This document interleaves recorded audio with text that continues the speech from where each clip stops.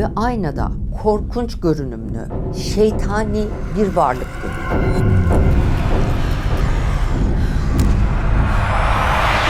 Bu bölümde sizi İstanbul'da bir apartman dairesinden Aydın Germencik'in suskun ama hafızası güçlü topraklarına götüreceğim.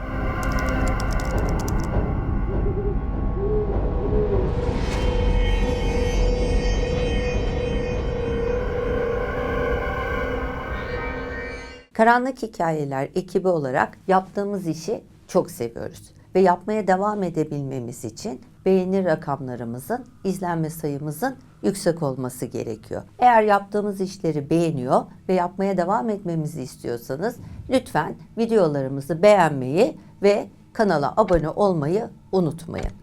Videolarımızı telefondan izleyenler Hype seçeneği var aşağıda. Ona da basarsanız memnun oluruz. Şimdi önce size Tuğba'yı anlatmak istiyorum. Tuğba İstanbul'da yaşayan bir ailenin kızı. Kız kardeşi var bir tane, adı Ceren. Tuğba ile Ceren ikisi birbirleriyle iyi anlaşıyorlar. Biraz böyle fazla şehirli mi diyeyim, değişik iki kardeş. Tuğba lise döneminde ergenliğin de getirdiği o değişik duygularla garip bir arkadaş topluluğuna giriyor. Biraz uyuşturucu kullanma, kötü madde alışkanlıklar bunlar maalesef Tuğba'ya yapışıyor. O esnada bir erkek arkadaş yapıyor. Erkek arkadaşının adı Onur.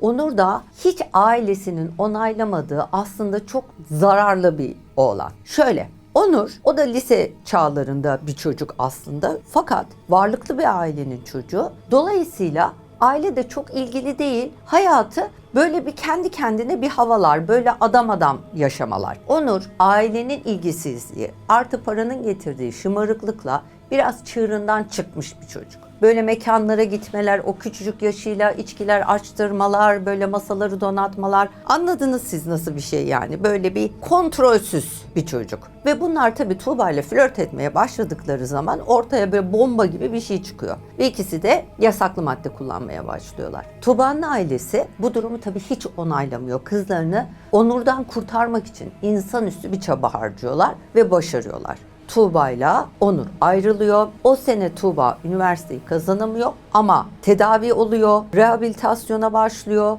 yasaklı maddeyi bırakıyor. Sonra tekrar üniversite sınavlarına giriyor. İkinci kere üniversite sınavlarına girdiğinde ek kontenjandan Mersin'de bir üniversiteyi kazanıyor ve Mersin'e gidecek. Aile biraz tedirgin tabii. Neden? Çünkü gözlerinin önündeyken bu kadar zıvanadan çıkmış bir kızı başka bir şehre göndermekle ilgili tedirginlikleri var. Tamam, kız uyuşturucuyu kullandı, bir rehabilitasyon döneminden geçiyor ama yine de her şey daha çok taze ve ailenin çok yıprandığı bir süreçten, aileye çok yalan söylendiği falan bir süreçten geçildiği için göndermek istemiyorlar. Ama buna engel olmanın da daha büyük problem yaratacağını bildiklerinden bir de çocuğu okutmayacaklar mı? Bir şekilde kabul ediyorlar, ikna oluyorlar, sık sık gidip gelme, haberleşme koşuluyla kızlarını Mersin'deki üniversiteye göndermeye karar veriyorlar. Tuğba annesiyle beraber Mersin'e gidiyor. Fakat dedim ya hani ek kontenjanla gittiler diye. Tabii yer yurt bulmak bir mesele. Çünkü her yer tutulmuş, yurtlar dolmuş.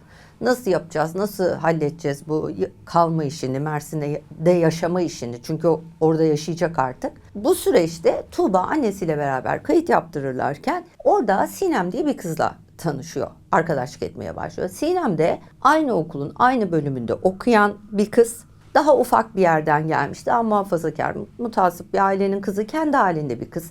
Tabii şöyle, Tuğba'nın annesinin Sinem çok hoşuna gidiyor. Çünkü kız çok mütevazi, kendi halinde böyle hani sakin bir çocuk. Kendi kızıyla da böyle bir kızın arkadaşlık etmesinin kızı için de olumlu olacağını düşünüyor. Kız da diyor ki biz diyor burada diyor büyük bir ev tuttuk. Çünkü diyor benim kız kardeşim de diyor önümüzdeki sene burayı yazacak, buraya gelmeye çalışacak. Kardeşimle ben beraber okuyacağız, birlikte kalacağız.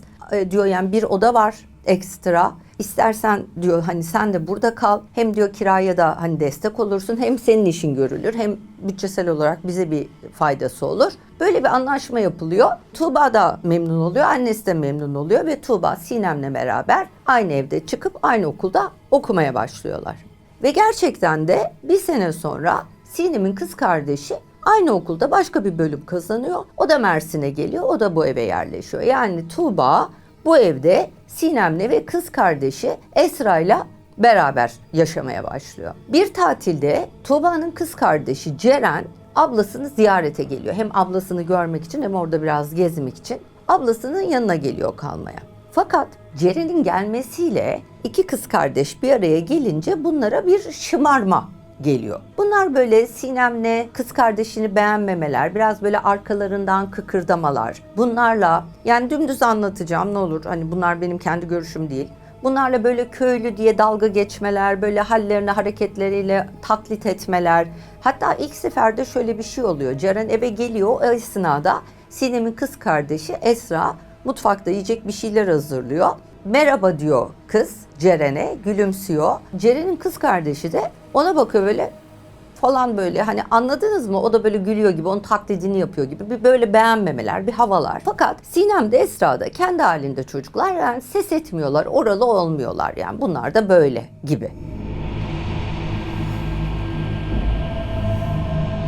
Bu sevimsiz deneyimin ardından Ceren İstanbul'a geri dönüyor. Derken ikinci yarı yıl tatili başlıyor ve Tuğba baba evine, ailesinin evine gidiyor. Fakat şöyle, Tuğba'nın ailesinin evinden içeri girmesiyle birlikte evin atmosferinde bir değişme oluyor. Eve bir gerilim yükleniyor. Bu biraz da tabii psikolojik de olabilir. Çünkü Tuğba'nın varlığı hep bir problem olmuş ya o evde. Kötü alışkanlıkları, arkadaş çevresi vesaire. Onun olmadığı süreç aile belki hem tedirgin, çocuk uzakta olduğu için, ama biraz da kafa dinledikleri bir süreç. Bir de iki kardeş bir araya gelince çok azıtıyorlar. O yüzden Tuğba gelince evdeki gerilim biraz yükseliyor. Tuğba evde tatilde. Ceren'in kız arkadaşları eve geliyor. Hep beraber hazırlanacaklar. Akşam dışarı çıkacaklar. Ceren'in odasında aynalı bir gardırop var. Gardırobun önünde oturmuşlar hepsi yan yana. Makyaj malzemelerini açmışlar. Yanlarında Türk kahveleri, hem süsleniyorlar, makyaj yapıyorlar,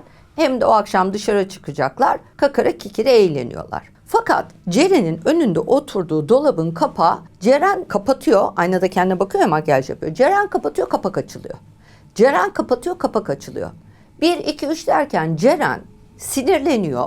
Zaten böyle fevri bir kız. Güm diye dolabın kapağını çarpıp deyip böyle kapatıyor. Fakat bunu yapmasıyla birlikte dolabın içinden sanki hırıltı gibi, homurtu gibi bir ses geliyor. Şimdi ilk önce kızların hepsi böyle bir dona kalıyorlar. Çünkü hepsi duyuyor sesi. Dolabın kapağına doğru bakıyorlar herkes, doğru mu duyduk diye. Dolabın kapağı büyük bir hızla, sanki içeride birisi varmış gibi, tekmeyle açılıyor.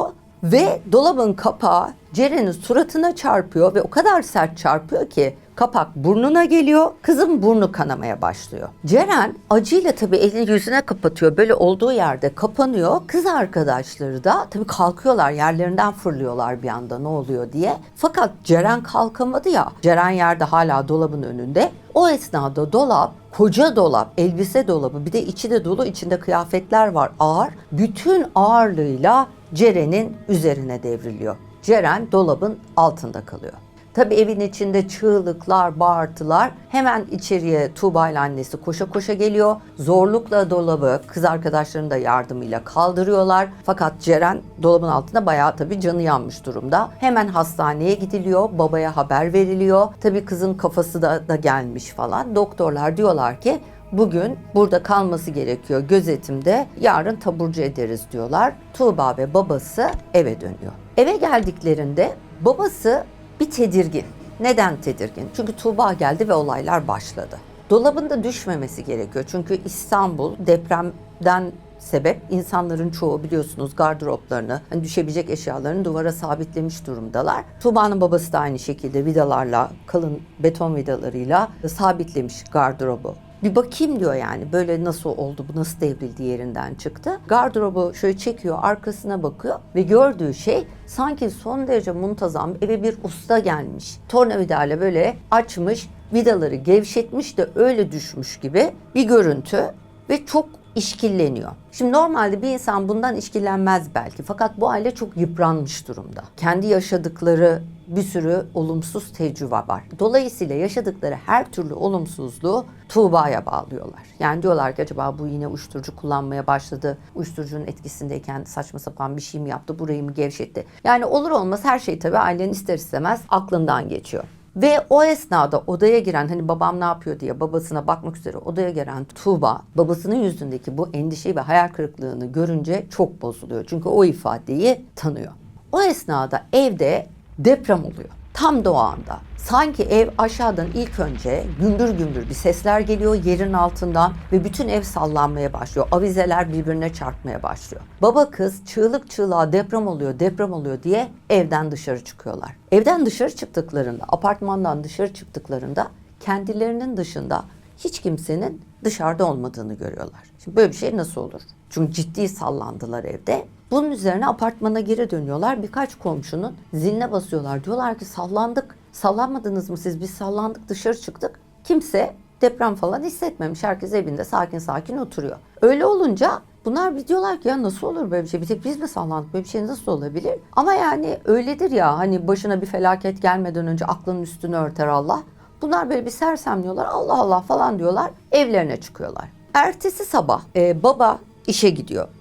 Tuğba annesini arıyor. Diyor ki anne ne yaptınız? Nasıl, ne yapıyorsunuz? Geliyor musunuz? Annesi öğlen geleceğini söylüyor. Şimdi Tuğba da tabii hem kullandığı ilaçların etkisiyle duygusuz bir durumda. Akşam da çok uyuyamadı. Ben diyor annemler gelene kadar o zaman biraz uyuyayım. Dinleneyim de annemler geldiğinde hani ayaklanayım. Kendi yatak odasına doğru gidiyor. Telefonu kapattıktan sonra kendi yatağının üzerine tırmanıyor. Yani yatağa çıkmak üzere. Şöyle yatağa çıkarken yerde kalan ayağını bileğinden bir şey yakalıyor sanki. Tuğba panik oluyor, ne oluyor diye baktığı esnada bir şey Tuğba'nın ayağını çekiyor. Tuğba'yı yüzüstü düşürüyor ve Tuğba koridorda sürüklenmeye başlıyor. Fakat kendini duvarlara çarpa çarpa, yani Tuğba koridorda hem sürükleniyor hem sanki birisi onu ayağından tutmuş yerde bir bu duvara vuruyor, bir bu duvara vuruyor. Böyle sürüklenerek duvarlara çarparak kapının oraya kadar geliyor. Tuğba sersemlemiş bir şekilde yerde yüzüstü yatarken kapı açılıyor. İçeriye annesiyle kız kardeşi giriyor. İçeriye girdiğinde Tuğba'nın annesi, Tuğba yerde yüzüstü kendinden neredeyse geçmek üzere bir halde ve eli yüzü kızarmış, darbe almış belli ki, kolları morarmış, çürümüş şekilde buluyor. Ve kadıncağızın aklından tabii tek bir şey geçiyor. Bu yine uyuşturucu kullanmaya başladı.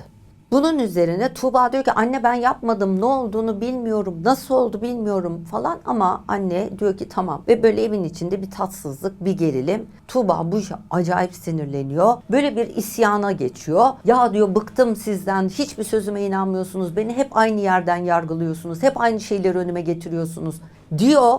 Ve çantasını topladığı gibi annesinin dur kızım yapma nereye gidiyorsun çığlıkları arasında kapıyı vuruyor çıkıyor.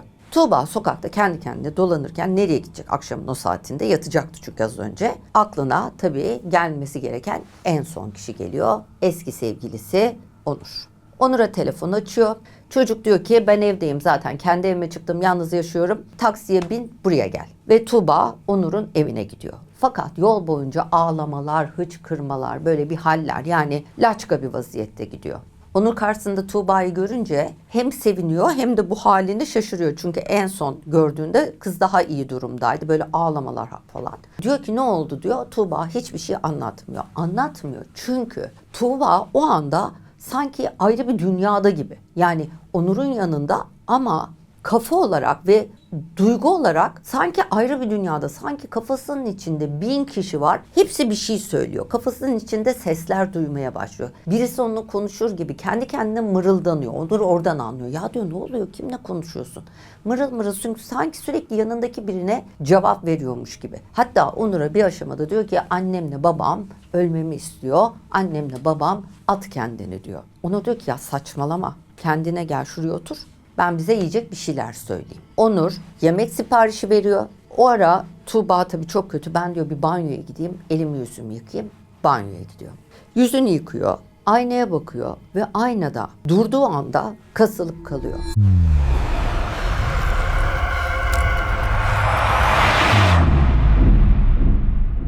Tuğba arkasında korkunç görünümlü, şeytani bir varlık görüyor.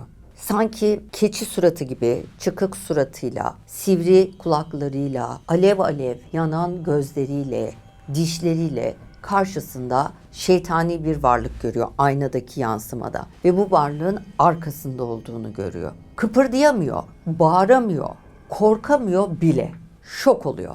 Banyodan çıkıyor, yemek masasının önüne geliyor. Yemek masasında Onur'un defterine bir not düşüyor.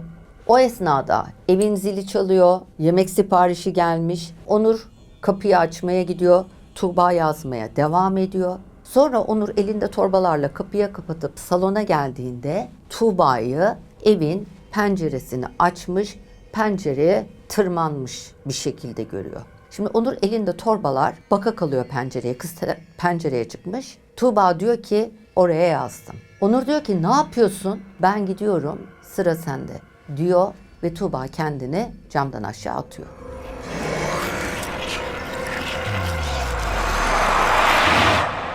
Tabii o esnada kızın gördüğü halüsinasyon, deftere not düşmüş. Arkamda bir şeytan var, bana bakıyor, dişlerini görüyorum, kulaklarını görüyorum diye böyle bir duygu alemine girmiş ve bunları oraya gayri ihtiyari, içgüdüsel bir yerden not almış. Olaya polis dahil oluyor. Bu arada Onur'un dünya kadar sabıkası var. Uyuşturucu temini var, bulundurma var, kullanma var, satma var, ehliyetsiz araba kullanma var.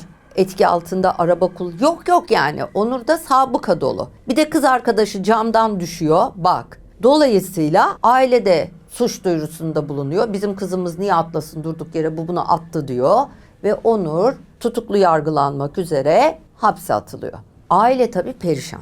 Adli tıp süreci başlıyor. Çocuğun kanında uyuşturucu var mıydı? Ne olmuş? Bu kız niye kendini attı? Böyle bir süreç var. Evde de aile kendi tabii sürecini işletiyor. Bir yandan üzüntü içindeler, bir yandan da bu kıza ne oldu bu son zamanlarda, bu haller neydi diye evin içindeki, kendi evdeki kedileri ve köpekleri için koydukları güvenlik kamerasından evin içindeki kayıtları izlemeye başlıyorlar. Ve Tuğba'nın yerlerde sağa sola çarparak sürüklendiği, kendini duvarlardan duvara vurduğu sahneleri izliyorlar ve bunu uyuşturucuya bağlıyorlar. Ancak Tuğba'nın kanında uyuşturucuya rastlanmıyor. Sadece doktorun verdiği psikotik ilaçlar bulunuyor.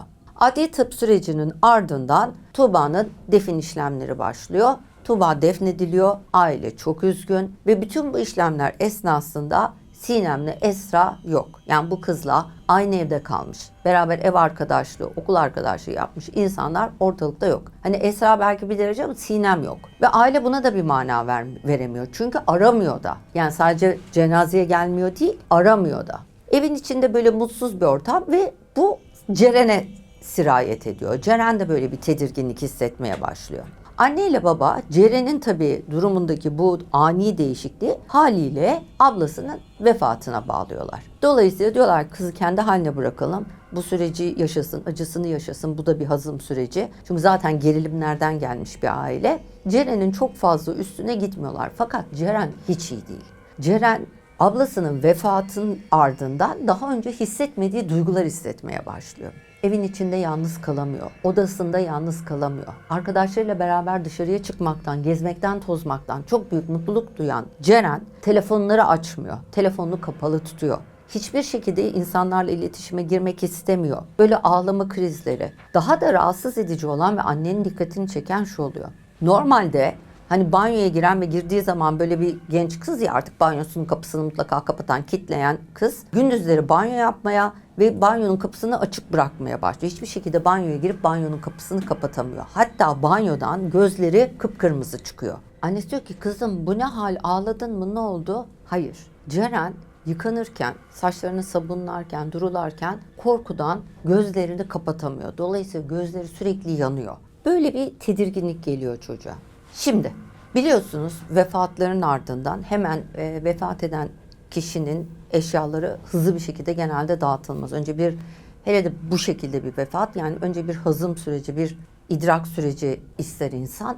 O yüzden Tuğba'nın eşyaları henüz evde duruyor. Ablasının tabletini alıyor Ceren de bir akşam. Ablasının eski fotoğraflarına bakmak istiyor. Kendi kendine dertleniyor. Ablasının tabletini bakarken, fotoğraflarına bakarken karşısına bir video çıkıyor. Ceren videoya basıyor ve şöyle bir görüntüyle karşılaşıyor. Onur bir erkek arkadaşıyla beraber Tuğbaların kaldığı eve gitmiş. Burada Sinem var videoda. Fakat Sinem bir şekilde alkolün etkisiyle büyük ihtimalle kendinde değil. Ve Onur'un erkek arkadaşı, yanında getirdiği arkadaşının uygunsuz davranışları söz konusu. Kendinde olmayan, kendini koruyamayacak durumdaki kızcağıza Onur videoya çekiyor. Tuğba orada gülüyor, eğleniyorlar ve bu durum, bu istismar videoya çekiliyor bir eğlence olarak. Ceren bunu görünce tabii şok oluyor. Yani Ceren de çok iyi huylu bir kız değil belki ama bu derece değil. İnanılmaz üzülüyor. Ve sonra ablasının tabletindeki uygulamadan Sinem'le yazışmalarına bakıyor. Ve orada Sinem'in ablasına resmen yalvardığını, ne olur o videoyu sil, birisi görürse rezil olurum, annemin babamın kulağına giderse mahvolurum, babam beni öldürür diye yalvardığı yazışmaları, ablasının da ya yok amma korktum bilmem ne diye böyle eğlendiği, zorbalık yaptığı, resmen Sinem'i zorbaladığı yazışmaları görüyor. Ve Ceren çok kötü oluyor. Daha önce kendisi de zorbalamıştı ama hani bu artık başka bir boyut. Ve o anda tableti kapatıyor, iğreniyor tabletten ve diyor ki benim aramam lazım Sinem'i, Sinem'le konuşmam lazım. Sinem'i arıyor Ceren. Sinem alo diyor. Ceren diyor ki korkma. Ben videoyu gördüm. Sana ne olduğunu, sana ne yaptıklarını biliyorum. Videoyu sildim. İçin rahat olsun. Fakat ağlamamak için kendini zor tutuyor. O anda bir sessizlik oluyor telefonda ve karşı taraftan Sinem'in sesi duyuluyor. Diyor ki Ceren ben uyuyorum. Sen uyuyabiliyor musun? Şimdi Ceren bir anda kanı çekilmiş gibi oluyor. Bir garip bir konuşma bu ve Ceren zaten uyuyamıyor. Ceren uyuyamıyor, yiyemiyor, yatamıyor, odada duramıyor. Ceren yıkanacak, yıkanamıyor. Ceren kendinde olamıyor. Dolayısıyla bu lafı duymasıyla birlikte bir anda Sinem'e karşı garip bir yakınlık hissediyor ve dökülüyor. Diyor ki uyuyamıyorum, hiçbir şey yapamıyorum. Şöyle oluyor, böyle oluyor, ben mahvoldum diye anlatıyor. Sinem hiçbir şey söylemeden Ceren'i dinliyor. Ve ondan sonra Ceren'e şöyle söylüyor. Ablam ödemesi gerekeni ödedi. Sıra sana gelmeden o evi temizlemen gerekiyor. Ablanın bütün eşyalarını o evden atman gerekiyor. Eğer bunu yapmazsan, o ortamı ablandan temizlemezsen sıra sana geliyor. Ceren tabii diyor ki ya ne diyorsun? Neden bahsediyorsun? Bize ne yaptın? Sinem telefonu kapatıyor. Ceren tabii koştura koştura annesinin yanına gidiyor. Videodan bahsediyor. Anne diyor böyle böyle ben de Sinem'i aradım. Annesi tabii çok üzülüyor. Bize diyor eşyaları atmamız gerektiğini söyledi. Tabii Ceren'in annesi bu hani eşyaları atalım falan kısmına çok itibar etmiyor. Diyor ki benim zaman ihtiyacım var. Öyle hemen apar topar atamam. Öyle yapamam yani şu anda. Zaten bir süre sonra Mersin'e gideceğiz. Orayı da boşaltacağız. Odasını boşaltacağız ablanın. Hani daha sonra diyor. Ve bunu duyunca Ceren böyle bir içine sığmıyor gibi oluyor. Diyor ki Mersin'e ben gideceğim. Ablamın eşyalarını ben toplayacağım, getireceğim. Sen merak etme. Sen zaten çok yıprandın. Burada teyzemlerle kal diyor. Ve ertesi gün Ceren Mersin'e ablasının odasını toplamak üzere yola çıkıyor. Eve gittiğinde anahtarla içeri giriyor ve içerisi boş. Sinem'le Esra'nın evi boşalttığını görüyor. Hatta Esra'nın odası, Sinem'in odasında birkaç parça bir şey kalmış yine ama Esra'nın odası tamamen boş. Sanki öyle birisi orada hiç yaşamamış gibi. Ablasının odasında ablasının eşyaları duruyor. Oraya giriyor Ceren, ablasının eşyalarını toplamak üzere. Fakat odanın içi de bir tuhaf. Yani ablasının fırçasını buluyor mesela, saç fırçasını. Saç fırçasını eline alıyor. Ablası açık kumral bir kadın. Saç fırçasının üzerindeki saçlar böyle tutam siyah saçlar. Böyle bir tuhaf yani o da. O da hem ablasının gibi hem ablasının değil gibi. Ablasının odası olmaktan çıkmış gibi garip bir oda. Ve burada da dolap kapağı yine problemli. Odanın içinde bir ileri bir geri hareket ederken oradan onu topluyor, oradan onu topluyor. Sürekli dolap kapağı açılıyor, Ceren kapatıyor, o tarafa gidiyor, orada bir şeyler yapıyor, dolap kapağı tekrar açılıyor, kapatıyor, sürekli böyle. En sonunda Ceren, daha önce başına gelenlerden de temkinli, gidiyor şöyle dolabın kapağını kapatıyor ama elini çekmiyor. Ve o anda dolabın içinden bir kilit sesi duyuyor.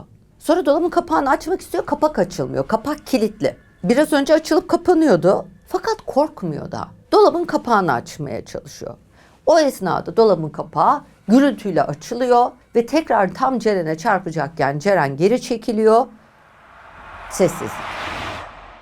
Bu esnada Ceren'in telefonu çalıyor. Telefonla bakıyor, bilinmeyen numara. Telefonu açıyor. Karşısındaki insan Sinem. Eve geldin mi diyor Sinem Ceren'e. Ceren diyor ki Sinem'e sen neredesin? Sinem diyor ki bazı evler boş kalmaz. Ve bundan sonra hat kapanıyor. Ceren ablasının eşyalarını topluyor. Apar topar İstanbul'a annesinin yanına geri dönüyor. Şimdi burayı 2 dakika aklınızda tutun. Telefon kapandı ve kız apar topar eve gitti. İstanbul'a geri döndü.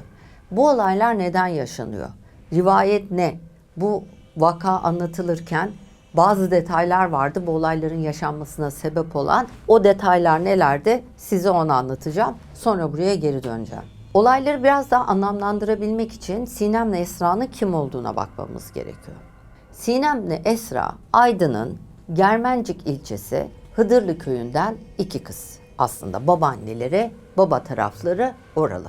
Bu topraklar orada yaşayanların bir kısmının mistik güçleriyle, enerjileriyle, doğaüstü bir takım yetkinlikleriyle bilinen bir bölge olduğu söyleniyor. Ve Sinem'in babaannesinin de böyle bir kadın olduğu o köy halkı tarafından da akraba sülale tarafından da bilinen insanların başvurduğu bir kadın olarak geçiyor. Şöyle bir anlatı var bu vakada. Sinem bu ailenin en büyük torunu. Yaş olarak en büyük o. Babaanne ölüm döşeğindeyken Sinem babaannesiyle çok ilgileniyor. Yani üstüyle, başıyla, hani her şeyle, banyosuyla, beslenmesiyle babaannesine bebek gibi bakıyor. Babaanne hayatının son dönemlerinde yanında olan bu torununu, bir de ilk torun, bir ayrı seviyor. Ayrı bir yere koyuyor. Ve söylenen o ki ölüm döşeğindeki babaanne kendi ritüelleriyle ölüm döşeğinde Sinem'e el vermek denilen işlemi yapıyor. Sinem'e el veriyor. Yani kendi bilgilerini, becerilerini, yeteneklerini torununa devrediyor. Bu anlatıda şöyle bir ayrıntı var. Babaannesi son nefesinde torununa hüddam sebepsiz yere gönderilmez diyor ve hayatını kaybediyor. Son nefesini böyle veriyor. Ve yine anlatılanlara göre Sinem bu olaya karışanlara, kendisine karşı bu suçu işleyenlere hüddam yoluyla musallat gönderiyor. Çünkü şöyle bir detay da var. Sinem'e bunu yapan çocuğun kendi arabasıyla çevre yolunda giderken aşırı süratten kaza yaptığı ve kız arkadaşının da hayatını kaybettiğini biliyoruz, öğreniyoruz. Tuğba zaten aklını oynattı, kendini camdan aşağı attı. Tuğba o şekilde hayatını kaybetti ve Tuğba'nın erkek arkadaşı Onur, pek çok şeyden suçlu olan Onur, işlemediği bir suçtan Tuğba'yı camdan aşağı atarak öldürmekten cezaevinde demir parmaklıkların arkasında gün sayıyor.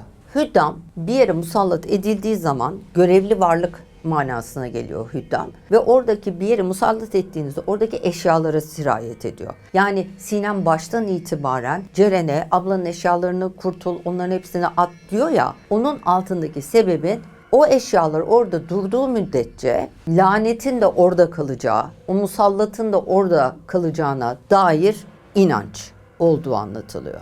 Şimdi geri dönüyorum. Ceren eve geliyor. Annesine durumu anlatıyor. Annesi inanmak istemiyor tabii böyle şeylere. Yani işte telefon çaldı, kapı kapandı falan. Ama bir kızını kaybetti. Bir başka kızını kaybedemeyeceği için diyor ki tamam kızım ne istiyorsan yapalım. Ablasının eşyalarını topluyorlar. Büyük boy siyah çöp torbalarına dolduruyorlar. Hepsini kapının önüne çıkarıp koyuyorlar. Eve girdiklerinde, kapıyı kapattıklarında aile garip bir şekilde bir rahatlama hissediyor. Ve aile salonun ortasında sanki savaştan çıkmış ama yenilmemiş ancak çok büyük kayıplar vermiş şekilde bitkin bir halde kalıyor.